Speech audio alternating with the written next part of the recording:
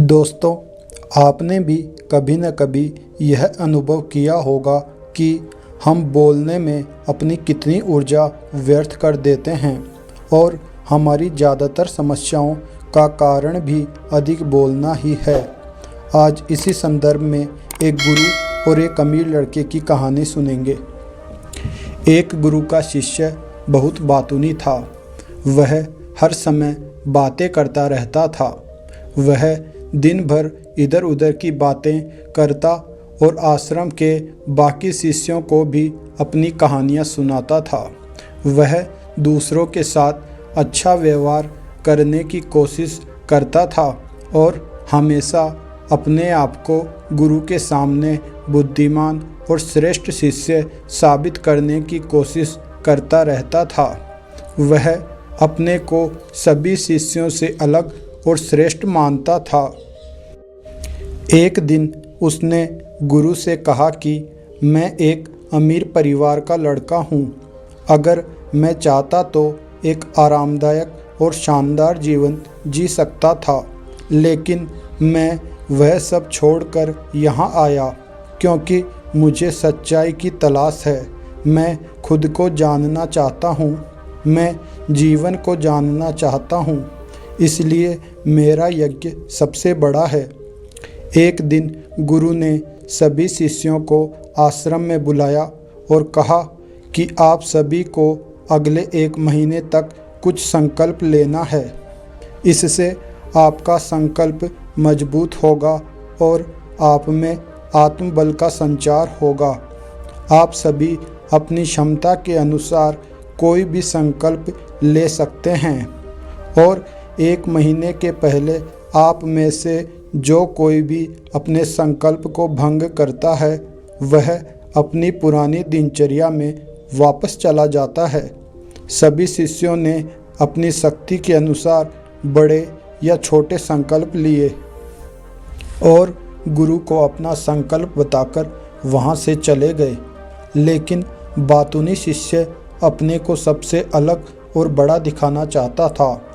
तभी वह गुरु की झोपड़ी में पहुंचा और बोला कि मुझे कोई छोटा संकल्प नहीं करना है, बल्कि अपने जैसा कोई बड़ा और महान संकल्प करना है। कृपया बताएं कि मैं कौन सा संकल्प लूं। उस बातूनी शिष्य की बात सुनकर गुरु मुस्कुरा दिए और कहा, क्या तुम मेरे द्वारा दिए गए संकल्प को पूरा कर पाओगे? क्या तुम्हारे लिए उसे पूरा करना संभव होगा? नहीं, यह तुम्हारे लिए संभव नहीं है। तुम इसे पूरा नहीं कर सकते। तुम अपना संकल्प खुद खोजो। शिष्य ने कहा, नहीं गुरु, मैं पूरा करूँगा। आप मुझे जो भी संकल्प दें, आप कृपया मुझे बताएं। शिक्षक ने कहा, ठीक है, फिर आप अगले महीने चुप रहेंगे। मुँह से एक शब्द भी नहीं निकलेगा। वह आपका संकल्प है। शिष्य ने कहा, गुरुजी, क्या यह संकल्प है? यह बहुत आसान है। केवल 1 महीने के लिए चुप रहना है। मुझे एक बड़ा संकल्प दें जो मेरे श्रेय के योग्य है, जिसे पूरा करने में मुझे परेशानी हो। गुरु ने कहा, पहले आप इस संकल्प को पूरा करें। शिष्य ने गुरु की आज्ञा का पालन किया। वह उसी समय चुप हो गया और मुड़ा और झोपड़ी से बाहर चला गया। उसे चुप रहना बहुत आसान लगा। उसने किसी तरह चुपचाप एक दिन बिताया, लेकिन दूसरे दिन से उसके मन में न बोलने का बोझ बढ़ने लगा। तीसरे दिन उन्हें भारीपन महसूस होने लगा और चौथे दिन एक अजीब सी बेचैनी होने लगी, क्योंकि आश्रम के सभी शिष्य आपस में बात कर रहे थे। वह भी उनके सामने अपना पक्ष रखना चाहता था और उनकी बात बंद करना चाहता था, लेकिन उसका निश्चय उसके रास्ते में आ खड़ा हुआ। इसलिए वह सारा दिन केवल मुंह और आंखें ही बनाता रहा। ऐसे ही कुछ दिन और बीत गए और शिष्य बीमार पड़ गया। उसका सिर फटने वाला था। खाने पीने का भी मन नहीं करता था। वह बस बोलना चाहता था। वह मास्टर जी के पास गया और उनके सामने बैठ गया और उन्हें लिख कर कहा, मास्टर जी मुझे बोलना है। बिना कहे मुझे सांस नहीं आ रही है, मेरा दम घुट रहा है, मैं अंदर से पागल हो रहा हूँ, मैं क्या कर सकता हूँ? क्या मुझे अपने संकल्प तोड़ देने चाहिए? मास्टर जी यह पढ़कर मुस्कुराए और कहा कि संकल्प तो टूटने के लिए होते हैं, लेकिन जो व्रत को पूरा करता है वही अपने भीतर की शक्ति को बढ़ा सकता है, और जो अपनी आंतरिक शक्ति को बढ़ा लेता है वही जीवन के पथ पर आगे बढ़ता है। बुद्धि और जागृति संकल्प लेना आपके हाथ में था और उसे तोड़ना भी आपके ऊपर है। आपके अनेक सह शिष्य संकल्प तोड़कर अपनी दिनचर्या में लौट आए हैं। अगर आप ऐसा नहीं कर पा रहे हैं तो आप अपने संकल्प को तोड़ भी सकते हैं और अपनी पुरानी दिनचर्या में वापस जा सकते हैं। लेकिन याद रहे, अगर आज आप इस छोटे से संकल्प को संभाल नहीं पा रहे हैं तो बाकी ज़िंदगी कैसे संभालेंगे? मुझे शक है, बाकी फैसला पूरी तरह तुम्हारे हाथ में है। वह शिष्य बिना कुछ कहे वहाँ से चला गया और खुद को एक झोपड़ी में बंद कर लिया। वह झोपड़ी से बाहर केवल आवश्यक कार्यों के लिए ही आता था। बाकी समय वह कुटिया के अंदर ही बैठा रहता था। 15 दिन बीत चुके थे और आश्रम के सभी छात्रों का संकल्प लगभग टूट चुका था, लेकिन उस बातूनी शिष्य का संकल्प अभी भी चल ही रहा था कि प्रतिज्ञा लेने के बाद से वह एक शब्द भी नहीं बोला। पूरा आश्रम हैरान था कि इतना बोलने वाला आदमी चुप कैसे हो गया।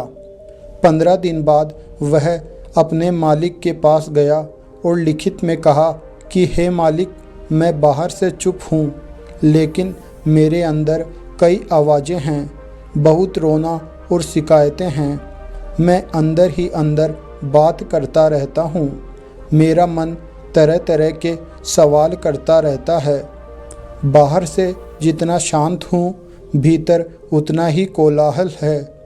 मुझे संदेह है कि मेरा संकल्प अभी भी कायम है या नहीं, क्योंकि आपको बोलने की आदत है। आप बाहर से भले ही खामोश हो, लेकिन अंदर ही अंदर कहते रहते हैं कि आपको इन बातों और आवाज़ों से दूर जाना होगा। गुरु ने कहा। शिष्य गुरु को प्रणाम करके चला जाता है और सुबह होते ही वह अपनी कुटिया छोड़कर जंगल में चला जाता है। कई दिन बीत जाते हैं और संकल्प का समय भी पूरा हो जाता है, पर वह शिष्य वापस नहीं आया। आश्रम में सभी को डर था कि जंगली जानवरों ने उसे खा लिया है। इस दौरान आश्रम के सभी शिष्यों ने उसे खोजने का काफ़ी प्रयास किया, लेकिन वह कहीं नहीं मिला। गुरु के सभी शिष्यों ने स्वीकार कर लिया था कि जंगली जानवरों ने उन्हें अपना शिकार बना लिया है, लेकिन मास्टर जी को ऐसा नहीं लगा। एक दिन आश्रम का एक शिष्य गुरु के पास आया और बोला, गुरुजी, बातूनी शिष्य को क्या हुआ? क्या जानवरों ने मार डाला होगा? गुरु ने कहा, हो सकता है जानवरों ने उसका शिकार किया हो, लेकिन उसके न लौटने का कोई और कारण भी हो सकता है। हो सकता है कि वह जिस चीज़ के लिए वहाँ गया था वह उसे मिल गई हो। बहुत दिन बीत जाने के बाद एक दिन अचानक वह शिष्य आश्रम में आया। उसे देखकर सारे शिष्य हैरान थे, क्योंकि उन्होंने इससे पहले उसके चेहरे पर ऐसी शांति नहीं देखी थी। उस शिष्य ने सभी से बातें की, पर उसे देखकर लग रहा था कि वह सिर्फ मुंह से बातें कर रहा है परंतु अंदर से बिल्कुल शांत है। कुछ देर बातें करके वह गुरु के पास गया। गुरुजी उसे देखकर समझ गए थे कि उसने वह शांति पा ली है जो उसके गुरु चाहते थे। उसने अपने अंदर मौन की शक्ति धारण कर ली थी। थोड़ी देर बाद उस शिष्य ने गुरु से पूछा कि क्या ज़्यादा बोलना हानिकारक है? गुरु ने कहा, यह भी मानव जीवन के कई दुखों में से एक है कि वो कभी चुप नहीं रह सकता। वो हमेशा कुछ ना कुछ कहता रहता है। हमारा आधे से ज़्यादा दुख हमारे अकेले बोलने से ही होता है। ज़्यादातर परिवारों के झगड़े की वजह हमारी बेवजह की बातें होती है। हम में से कोई भी चुप नहीं रहना चाहता। हम सिर्फ सामने वालों से कहना चाहते हैं जो कुछ भी हमारे मन में है। हम उसे समझाना चाहते हैं कि आप गलत हैं और मैं सही, क्योंकि दूसरा भी वही कर रहा है। और इस तरह सब एक दूसरे का सड़ा गला सामान ले रहे हैं। तो समय के साथ साथ उन्हीं बातों की परतें गिनते रहते हैं और एक दूसरे को सुनाते रहते हैं। इस तरह सुनने सुनाने का यह काम जीवन भर चलता रहता है।